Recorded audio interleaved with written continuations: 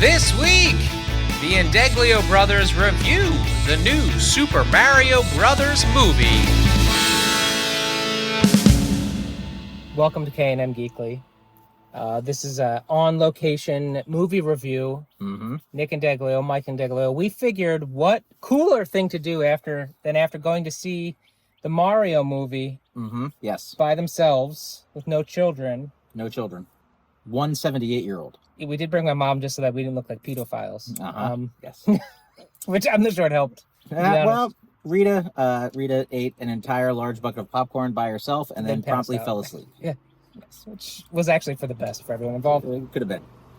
So, Mike, what did you think of the Mario movie? Well, I do love that we didn't then decide to pull over the... You'd think, well, you've got this wonderful studio. Why not record your review there? Well, we had to bring Mom to the hairdresser afterwards. Correct. So we decided to just do it in the car. In the parking lot of the hairdresser. Because we got to wait for her. Yeah. Hey, if you live in Chester County, Pennsylvania, Reveal Salon for Women, right off Route 113. Seems like a nice place. I mean, we're not inside, we're outside. But Rita I went in, yeah. She seems to like it. They rub your head, she said. Well, that's what she likes to do. What more could you want from a hair appointment? All right, so the grosses for Mario opening weekend are already out. So we already know going in that it made all of the money. Yes. It's so, $1 billion. The question I was going to ask is this. First of all, it's 90 minutes in and out, maybe less. Yeah, it might have been a little less, yeah. Not counting credits. Definitely, while watching it, I thought to myself on a few occasions, oh, this clearly could have been released direct to streaming. Yes, absolutely. The question is, why not? Why go to a theatrical release? Well, that was going to be my premise for this review, but we already know why. They made a good $1 jillion. Correct. Yes, word of mouth, a lot of money. What I didn't know was that, or I didn't remember, was that it's produced by or made by Illumination. Yes. So I guess the market showing, because the last Rise of Gru movie made a good $1 jillion. It did make a lot of money, yeah. So they must have thought, okay. And why not? Nintendo was literally killing it. They're still selling the Nintendo Switch, first generation Switch, and all of the iterations of it. They've got the new Zelda coming. There's still Wind Waker's, not Wind Waker. Breath of the Wild 2. It's been a day. Breath of the Wild 1, still selling a jillion copies. Yes. I love that your seatbelt is still on, too. You have to be safe at all times. So anyway, they're just raking in money now. And now, this will run forever, probably. Yeah, well, you've got, Nintendo teaming up with Illuminate. And on top of that, that then puts different properties into play. So I guess the approach for this movie was, we are going to jam as much Mario and everything that's come into the Mario world, and we'll get to that in a minute or two. And then that opens the door for other crossovers, because everyone's looking for a shared universe these days. Yep. And if it made that much money, which it did, and I would say it was average at best, maybe the first half was slightly above average.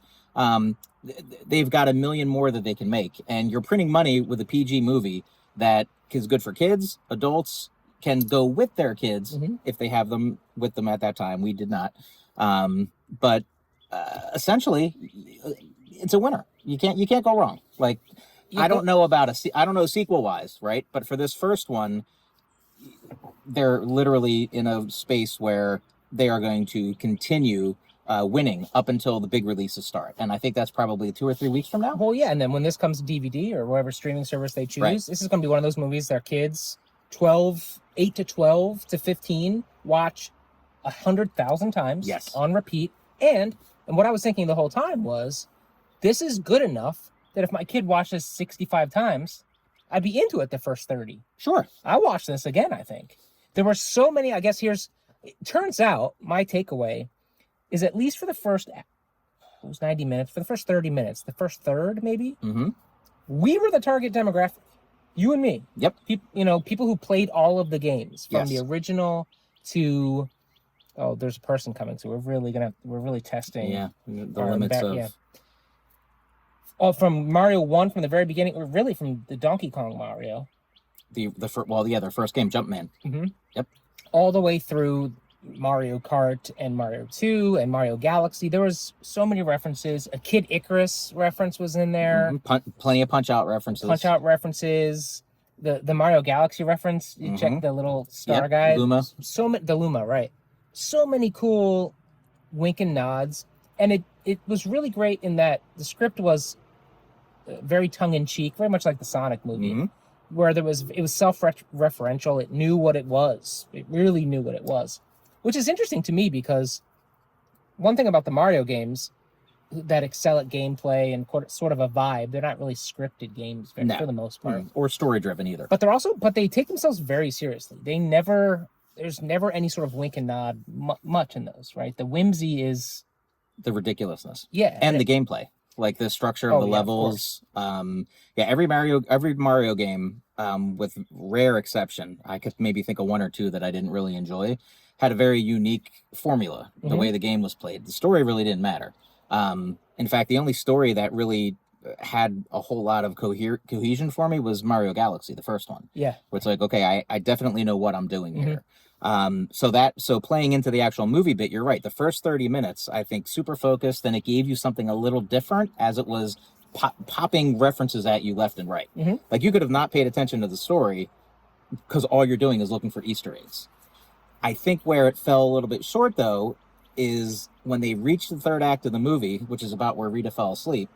I think it ran out of novelty. And that's normally what a Mario game doesn't. It usually keeps you hooked start to finish. Well, that's sort of because the set pieces were what you were expecting. And, once they get through all the pipes and you see what the Magic Kingdom is, and the answer to the question of how is Mario going to get there, or how's Bowser going to steal Peach, it's the same story as always. The plot is the plot. Right. And the big sort of fight is really a Mario Kart battle, which is cool. I thought that was one of the highlights of the film. But the resolution, the last third, there's no real stakes. I mean, there are stakes, but it doesn't really matter. And the ridiculousness of Bowser's plan, which it always is ridiculous because it's the same thing every time. And I think that was part of what they were playing on was, hey, this is what we do. Bowser tries to take over Mushroom Kingdom. They did a twist on the kidnapping of 100% of Peach, which I thought was cool. Yep, and I think they did it in a realistic way without taking agency away from any of the other characters as well. The two things I would say I was surprised we didn't see. Okay.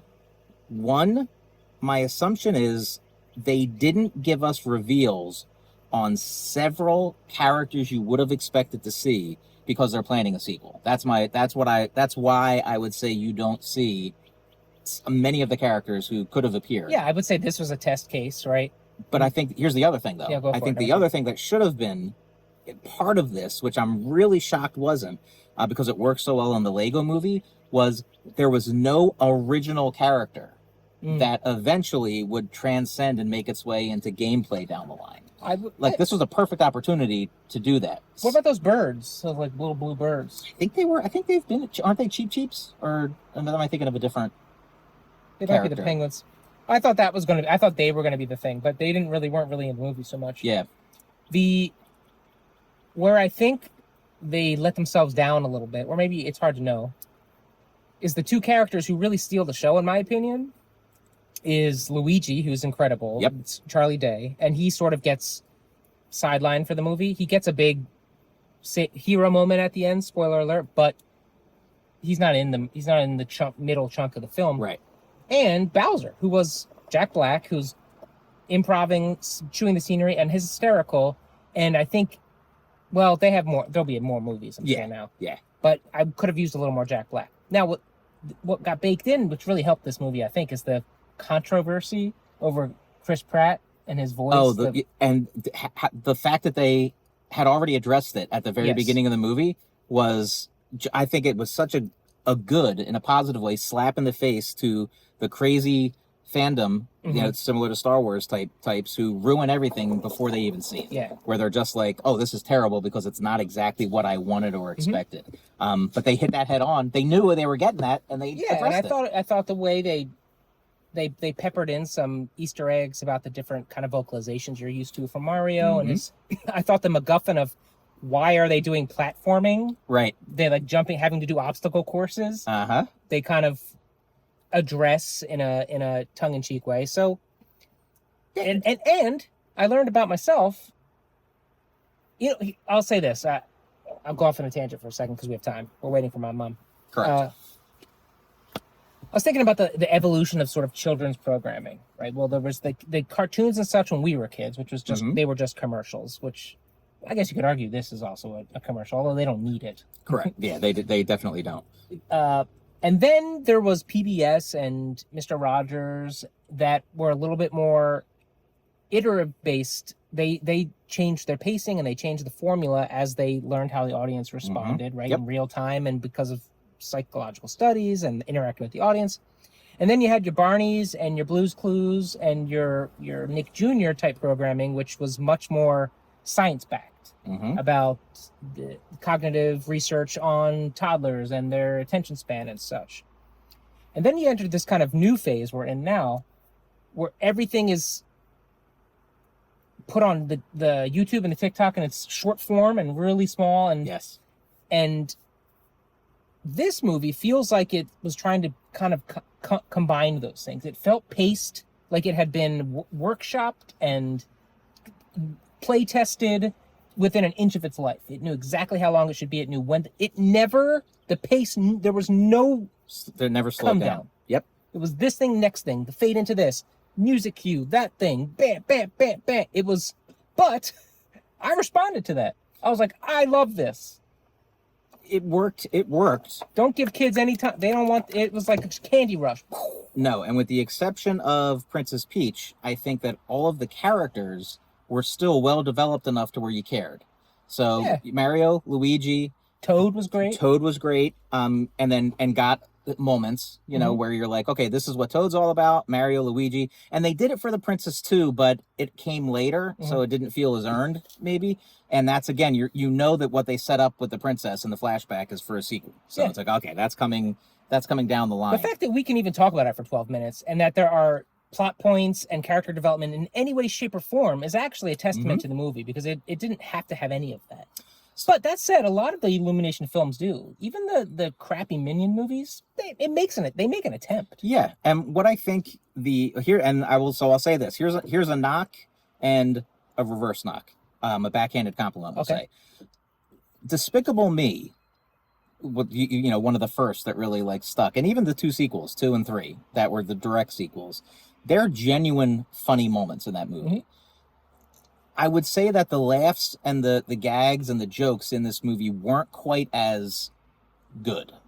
It was more the nostalgia that gave that paid the jokes off. So I think it could have been maybe a little smarter as far as the script went. Yeah. Even though what they were trying to do, like you said, it's like the whole movie was MTV music videos that told a story that were broke into a traditional movie plot. But then for me, by the end, it was just a little too much. Like once we got through the fast pace, I'm trying not to spoil anything. One of the games that they pay homage to, it got to be a bit much for me. And also, I don't want to forget to mention Donkey Kong, who was great too. Yeah, Seth Rogen. Yep, and who was the dad? Donkey Kong's dad, because he was fantastic. Sounded like, I don't know. I'm going to say a name and it's not him. So I don't know. The backhanded Nick compliment. Kroll, maybe? It sounded like Nick Kroll. It could have been. Yeah, it could have been. I thought I heard Sebastian Maniscalco in there somewhere. Which would have, speaking of which, they previewed that movie too, which was also too, yeah. Anyway, Spider-Verse, which I'm excited about. That's an actual like real. That'll be really good. Well, we'll see. The backhanded compliment was Bowser. To me, was almost too much Jack Black. 100%. They just said do it. Do Jack Black. Right. Like it was. I was looking at Jack Black doing Bowser, even though it was CGI'd. And again, that your mileage may vary depending on what your feelings are on Jack Black. So I like Jack Black a lot. I thought his peak was Yo Gabba Gabba episode, but he was just in a I don't know. Mando episode. Yeah, you can say that because everyone knows at this point. The two those two big cameos took place. But it's 90 minutes. Now, and here's the thing: I keep harping on that last act, but you're right. 10 minutes. It's still it was a 90-minute movie, and that's credits, so it was probably 80. Yeah. So you're right. I think just for me at my age, I got tired at the end probably. Now. That's us as privileged white people with good jobs that could go to the movies and see it. Now, if you have 4 kids and that's going to cost you $115, right? I don't know that I could really give it the full thumbs up, given some of the other quality films that you might want to see in the theater coming out are going to be. Then again, if you really look at the last couple Marvel releases, I don't know that I would say you should have seen Doctor Strange in the theater. Yeah, can you bring your 8-year-old to see that? The people do. I mean, they do. I know they do. Should you? I mean, that's a different question. But I mean, the last movie. This movie was made for them to wear out the streaming and just kind of like rerun it. Yep. And they probably were, the theatrical release was probably let's see what we can do.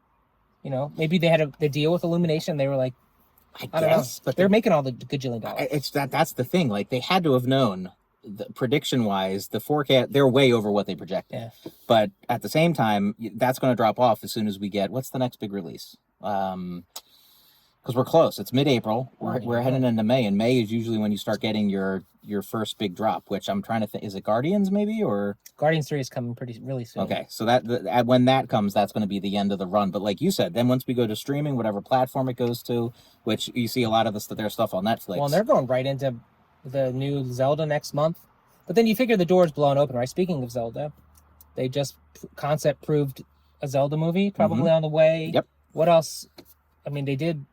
What else is Nintendo properties they got so much stuff. So the Zelda, I don't know if they were talking a series at one point. I could see any of that being possible. Which but if they take it seriously, you actually have a lot of story you could tell. I don't know. I don't know. It depends what audience. Yeah, I guess what audience. But Nintendo's pretty. They keep their IP close to the chest. So so I'm gonna pick my favorite throwback reference, and then I'm curious what yours is. Mine's a combo. It's a tie. First, the way they do the Punch-Out references in the restaurant, I thought were fantastic. But my favorite part was there's an homage to the original live-action Super Mario Brothers show. Yeah, early. Very early, where Captain Lou Albano, rest in peace, was Mario, and complete homage musically and visually. Yeah. That really played well into the whole movie. I thought. And that same scene after that, there's somebody playing a cabinet in of the original Donkey Kong, which was cool. Yep. I think mine was probably, I love that Kid Icarus reference where at one point Mario was kind of pouting in his room and he's playing an original NES and he's playing Kid Icarus, which we wore out that game. Yes, and they gave you the classic "You're finished" line, which is it's not spoiling anything. It's what you would. That's what you want to see when you're looking at that level of Kid Icarus, because you know you're going to level, you're going to die, and then I'll probably watch some of the YouTube content of the Easter eggs. They found every Easter egg and everything. I'm sure we missed plenty, but the walking legs. Legs that were killers in Mario 2 and 3. The different mushrooms and what they do and how the different suits, like it was great. I'll tell you the biggest disappointment for me, and very specifically me, I think, because I like all the bells and whistles. The movie it looks great. The animation is wonderful, but you're like, this is what the video games could look like. Yeah. If Nintendo would compete and they don't have to, making all the money, not pushing the processors. But if you could have a Mario game that looked like that, that'd be cool. That's the one thing Nintendo has chosen up to this point not to do. And it's clear, depending on how much creative input Nintendo actually had into this movie. I bet you a good amount. Because if that's the case, then they could do a legit AAA Mario game, which they've gone onto the iPhone with some games, like they've expanded. That's still one where if someone told me we're going to do a big open world Mario with a real story, a real open world concept, some RPG elements maybe, I'd be 100% all in with that. Yeah, because that they would do it well. You just keep waiting for them to just forget hardware and go back to game making. That said, the Switch, they've had crappy one, ports. Yeah, they've had one. The Wii U was the one misstep. That's the only one. Yeah, everything else. But they're still porting over all those games, so they're still making all of that money. Yep, it's insane the amount of money they have, and then the theme parks and all that stuff. It's funny because as much as we kind of date ourselves and think that the kids now, the audience now, but with Super Smash, I didn't ever even play Super Smash, so that's a huge audience. Mario Odyssey, which wasn't my jam, people are super into. It was good. I can see a Pokemon movie. Sure, even though they've already kind of done the live action mix Detective Pikachu type thing, which I thought was good. Was pretty good too. Yeah, it was also enjoyable. There's definitely a couple of surprise characters I think people will enjoy. And I think one illustrates the point I was making about the jokes could have been a little smarter or a little higher level. The star from Mario Galaxy who appears is given a very unique twist. So they really play with that. And I just think that all of the... It's still within the universe, though, because in Mario Galaxy, it's very philosophical. Yes. But this just makes it a little more niche, but... I think those could have been funnier. I think they could have written those lines to be a little bit... Was this rated G or PG? I think it was PG. Because I think there's enough quote-unquote violence to where... Yeah, that makes sense. Yeah, because there are a few deaths, technically, where you don't see... Yeah, I guess. Yeah. It's good. It's good. We were going to see it with kids, just so you know. They just chose to go without us. And then not tell us about it originally. That's really messed up, to be honest with you. But, so we went by ourselves, because we're cool like that. It's what you do when you gotta... We brought Mom as an excuse, but... Sure. Well, and she did make it at least halfway through the movie. Yeah. Did she? I don't know if she has any clue what was happening in the movie. No idea. Yeah, probably not. But then again, she has no idea what was happening. Like, imagine getting zero of the references, none of them. Right. Then you're just, and then, okay, so if you're that person... I think the word Nintendo, she would understand what that meant. But beyond that, I don't think much else. Funny story, so our first Nintendo, we had Atari and stuff. Mom didn't have too much of a problem with any of that. For some reason, she had heard, for whatever reason, she must have heard on the news at the time when NES was out that it will rot your kid's brains, because that's what she would say.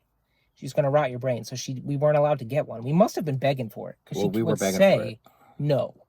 And then my dad did what my dad does, and he brought it home.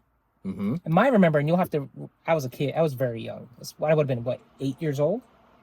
Right around there. Yeah. I was about in 7th grade, I think. You're going to have probably better memory. My recollection is that we put it in my bedroom, but we would play it in there with the door closed, and then we would hide it in the closet or cover it with a blanket or something. Yeah, but she found it quick. I felt like we kept the ruse for a while. You think? Well, because when she found it finally, she didn't talk to me, you, or Dad for what felt like a very long time, like an unhealthy, probably abusive amount of time. It was a solid week. It was a long time. She didn't talk to him. She held a grudge for that long. Oh, gosh. You might be right. We might have kept it hidden for a while. Because I remember feeling really nervous about it, because it was in my room, and I had this, rolly TV tray cart. Yep. And we put a blanket over it, and I was like, at any moment she could see this. And it was also only a matter of time, because eventually she was going to have to buy us games. Yeah, and why were we hanging out in my room? We always were in the basement. Why didn't we? Maybe the TV. Remember, it had the 2-prong. I don't think it was RCA in the beginning. I think it was still a 2-prong converter to the TV. It might have been UHF. Oh man, thing. The first one. I remember the games. It came with Duck Hunt and Super Mario Brothers. Yeah, the split deck. Yeah. And Dad brought us home Zelda and Punch Out. The gold Zelda, right? In the gold card. The gold cartridge, I think. Yeah, and Punch Out. And we played the shit out of Punch Out. We have a lot of Punch Out. We played a lot of Kara Warrior lately. Just whatever game you could get. Because it was much different then. It was from products go. Yeah, it was about a week she didn't talk to us. I just don't remember I don't remember us hiding it for that long of a period of time, but I think you're right. I think we did. That could just be my anxiety, remembering the anxiety of hiding it. And didn't Dad tell us to hide it? Yes. Yeah, that was the other. Yeah.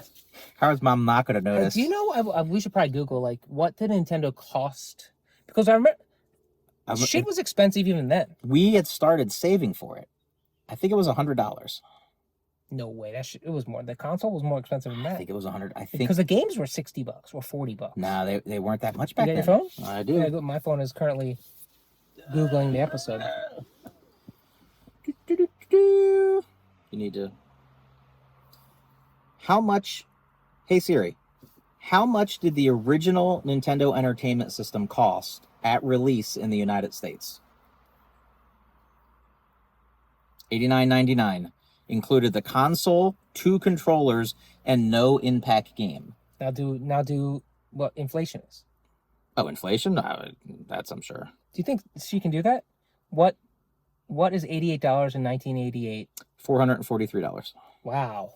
Okay, that is almost 1-to-1, because the PlayStation 5 was almost $500. But hold on, that number's slightly wrong.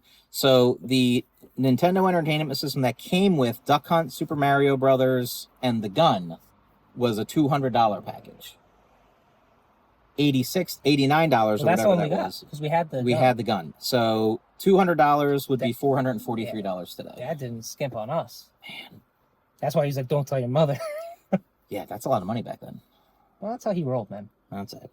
Then again, we look at what these game systems are costing now. I don't know how people are $500 a pop on. They just said they might release a PlayStation 5 Pro next year, and you're like, nobody can get the original one.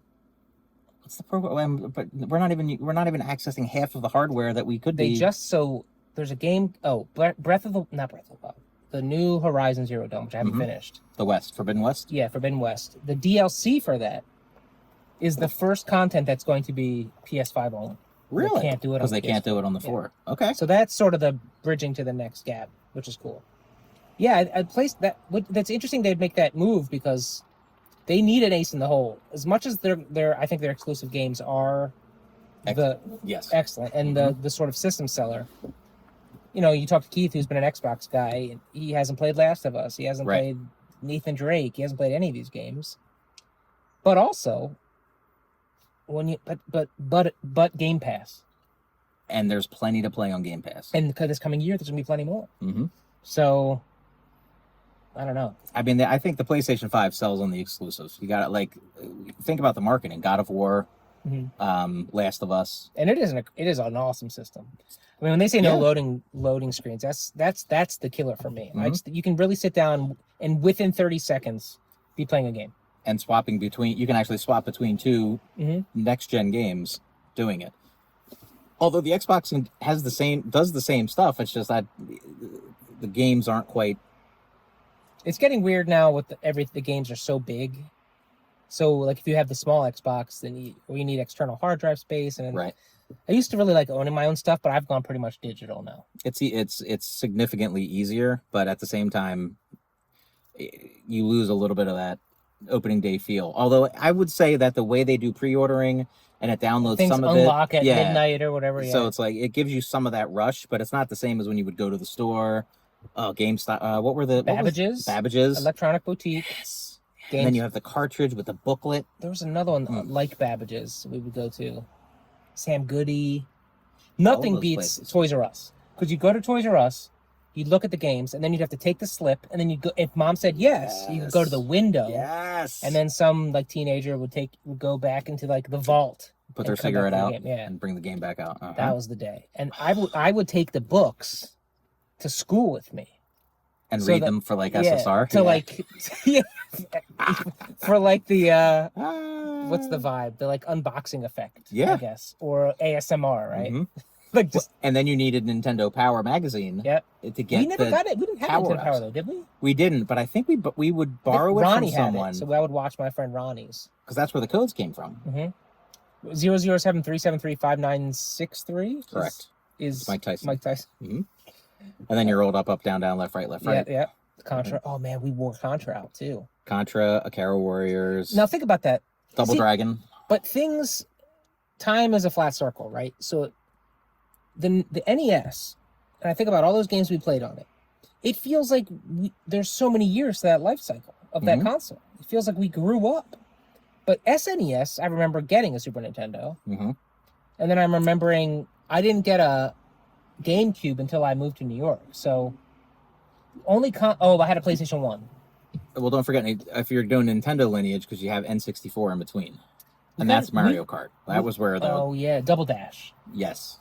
And or was that GameCube? That might have been GameCube Double Dash. You're right. The 64, we didn't have a lot of games for 64. We had Donkey Kong Country. Mm-hmm. We had Mario 64, which everyone heralds. I couldn't gronk it. I couldn't do it. But never played Zelda on that. What was the other one? Was there a Star Wars, like a Rogue Squadron that was pretty good? Star Fox 64. That's right. But I would say that N64 didn't really land with us so much. Not as much as GameCube did. I played Wind Waker till it bled. Yeah, people talk stuff on the GameCube where Double Dash, Wind Waker. There were a lot of good quality games, and Super Smash. Yep. Everyone looks back to the GameCube controller for Super Smash play. GoldenEye was on. That was 64. Yeah, that's what we never played that. Nah. But we weren't. Keith and I always joke all the time because we weren't competitive gamers. We didn't ever play against. My family was big into co-op, which Keith finds. He had all brothers, so maybe that's it. But Keith finds ludicrous that we didn't cooperation. We didn't even like that. We would play sports games cooperatively. On the same team. Yeah. And if you didn't have 2-player co-op, we would just trade off offense, defense. Which I always felt like was the I get it, but it was always the more fun way to play.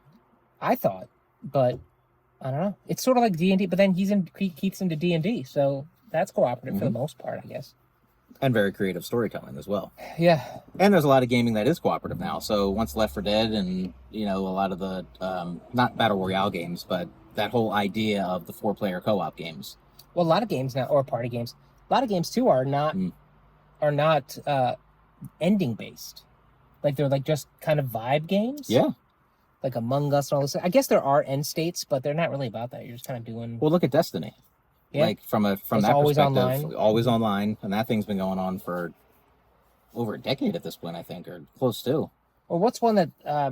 Even the most recent Mario, it's sort of such a sandbox. Odyssey. There is, I guess, that collect this many stars, but really trying to get all the stars. But you're just kind of vibing around these different. You can jump to whichever one you want. It's not linear enough for me. It makes me I'm very much task oriented in video games. Give me something to do. If you ask people, if you look at all the Mario games and just ask someone, give me the 5-second plot summary.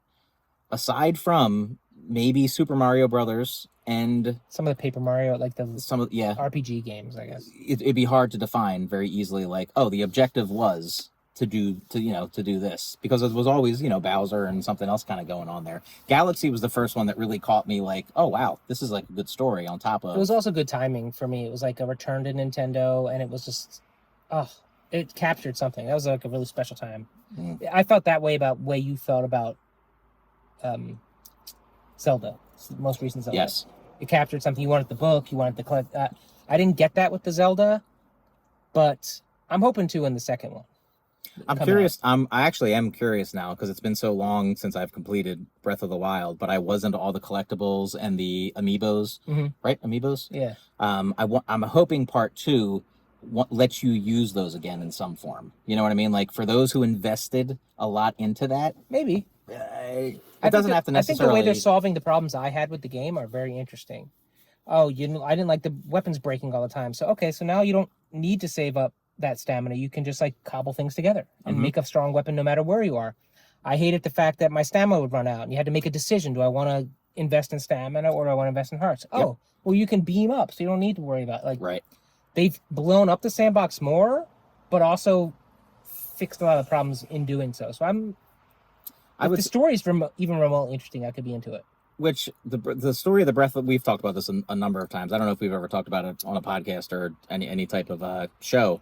The Breath of the Wild Voltron-esque type story. Like, there's these 4 lands and these very unique characters in each of the lands, all of which are completely different. You've got, your volcano-based characters, and then your mountain bird-based characters, and your sand-based characters, and they're all cool. And then they also all have thousands of years of history, right, that tie to the backstory, and then they all have to come together in order to beat the big bad guy at the end. And it's all always visually on screen showing you how far along you are with the beams, basically.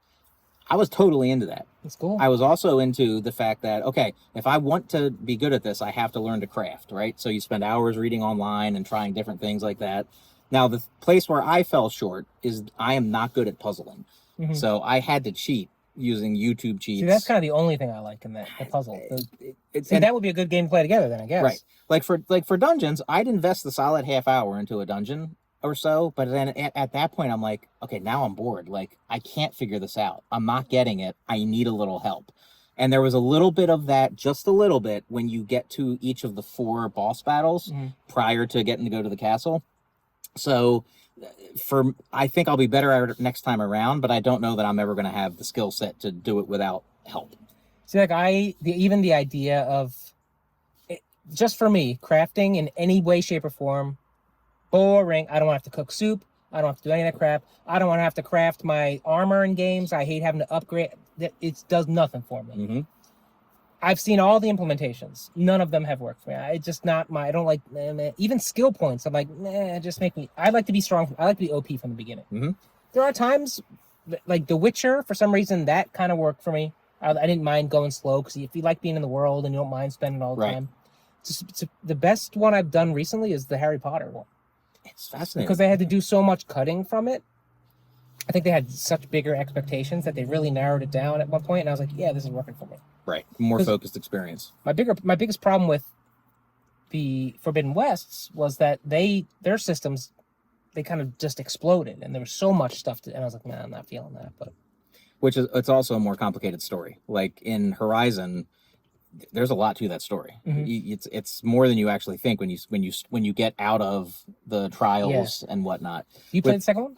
I have not played the second one. With Breath of the Wild, that's a much more. They purposely make that story more contained. Yeah. To where you don't need the other Zelda lore. You can learn it all from this particular game, which is kind of cool. That's why I'm hoping Breath of the Wild doesn't go too much. I hope the scope of it's not too big. Because you look at like Assassin's Creed Odyssey, that was the first powered generational game that I played in that sense. And then I realized what the appeal was from the beginning. I'm like, oh, these are the things these new systems can do. But then you looked at Valhalla, which I got, I put my 100 hours in eventually, but it was not nearly as rewarding as maybe Odyssey was because it got to be too much. Yeah, well, especially people who eventually you have a job or life or whatever. That's true. This was all during COVID. I remember when I played the first Assassin's Creed 2. I was one of the first next gen games where I was like, this is it. The one when I switched over to Origins. Yes. I put like 200 hours in, and I was like so into it. But by that point, Odyssey came out. I was like, I can't do it again. But then I started playing Odyssey, and I was like, damn it.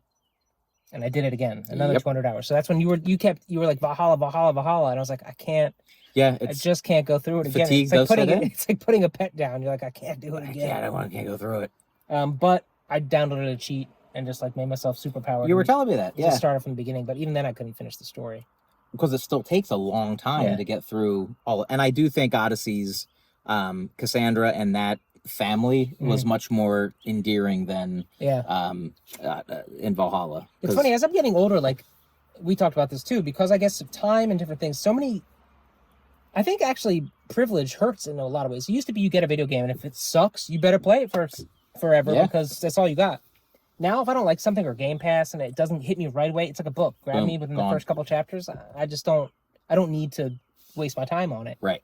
Which has probably kept me from like some gems, I'm sure. Well, here's one of the benefits of Game Pass, I think, too, is that you can explore games you normally don't think you'd like. The Yakuza, Like a Dragon games.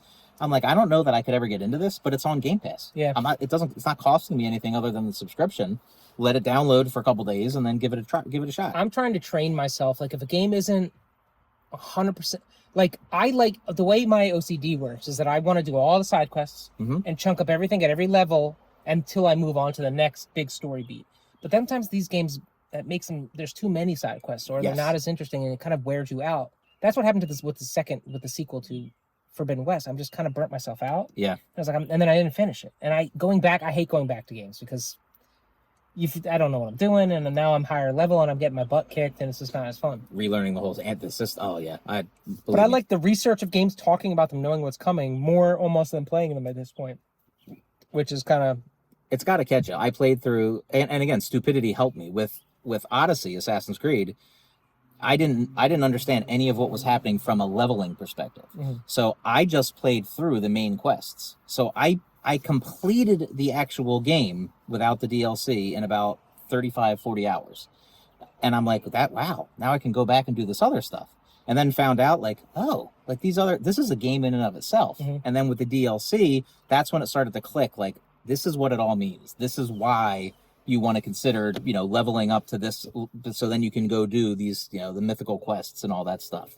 So going into Valhalla, I was much more prepared for how to play that game, and they also structure it in a way that makes it easier to understand with the maps and stuff. I think for me, that's why, depending on why I love the Rockstar game so much, your Grand Theft Autos and specifically your Red Deads, because it's somehow, and by somehow I mean their magic is infinite money and time as developers. They're able to weave. You never feel like you're deciding, should I pursue the main quest or should I do a side quest? It's somehow woven completely organically into the world that you're doing side quests and you're moving towards this grand conclusion, but the game's also a satisfying 60 plus hours. Did you play Red Dead 2? I played it up until the last There's still a lot of people haven't played, so I don't want to spoil a lot of what happens there when you get to the connections. Mm-hmm. But right until I'd say the midway through the third act, which is then becomes much longer than you think. You think it's an epilogue, but it's actually a huge chunk. Okay. Just so good, and it's such a grounded, and it's telling an incredible story. Oh, those are good games. It's good, great games are out there. I just played one on the channel called Before Your Eyes, which is a more experimental kind of tale, and it's 90 minutes in and out. And by the end, I was weeping. And is it one of those you can play through with different, or is it just you can, but it's one where you kind of like the choices you made. It's just a story, and you don't really want to go back. Right. There's a lot of good stuff out there. It's just hard to, if it's not. I want to be exploring more less AAA games, but it's hard because there's not a really good curation system. Steam curation is terrible. Yeah. Online is all paid for, so it's hard to find an honest. Maybe AI. Maybe ChatGPT. Give you some information. Anyway, we went off on a huge tangent here, but we're right at 40 minutes. So right, that's great. That'll be good. We gave Keith off this week, which I think he'll really appreciate. No, he deserves some time off. He does. All right, well, there you go. We did it. We appreciate your time. That's Super Mario movie. Go check it out, I guess. Yeah, if you have kids, for sure, 100%. You probably already did, to be honest. Yeah, we're probably telling you nothing you don't already know. And I wonder where it'll stream. That's the big question. It'll have it'll for sure have a Blu-ray release. They'll get all the money they can get. Netflix usually gets those Illumination movies. Like all the Despicable Me's are on Netflix. They might release it to like Switch, exclusively to Switch for like a week or two. Like on the membership, like if you've got the annual membership, they'll find a way. They always find a way. God bless them. They're weird and quirky. They might release Metroid. Yes. That feels like a Netflix show or a. Definitely, if you do the story Castlevania. From the first they're already movie, doing Castlevania. Yeah, they animate that. That's Konami too. Yeah. Anyway, Super Mario, it's great, and Chris Pratt, he's fine. It's fine. Can't go Everybody's wrong with fine. Chris Pratt. They're all good. There's no controversy here. I mean, the way they portray Italian Americans does. I can make an argument. It's a loving family. Yeah, I thought so. A lot of people they do say "Mamma Mia" a lot. They went back to that slow motion "Mamma Mia" one. I guess it was a callback, maybe. From the original, the commercials, right? The commercials for the games. Yeah, but not in the slow motion, like the Matrix thing. No. That was just But I wonder if the 3D was any good. There was a 3D showing too, but my mom has cataracts, and I figured that might make her sick. I think it would have been too much for me too. Like I don't know that it needed it. No, it wasn't. It was an onslaught. Mm-hmm. I was. Oh, wait. There's Rita. All right, kids. Well, there it is. We got to pick up my mom because that's kind of loser's wheel. Till next week, go everybody, young, keep on doing the things you find fun. Keep on, geeking home.